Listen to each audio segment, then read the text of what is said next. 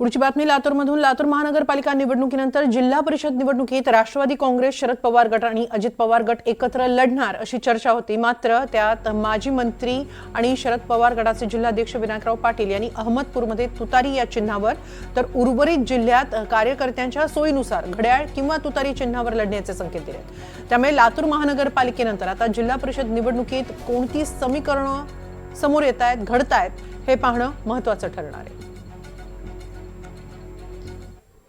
नाही, आता आमच्या पक्षाची भूमिका आता सगळ्या महाराष्ट्राला माहीत झालेली आहे।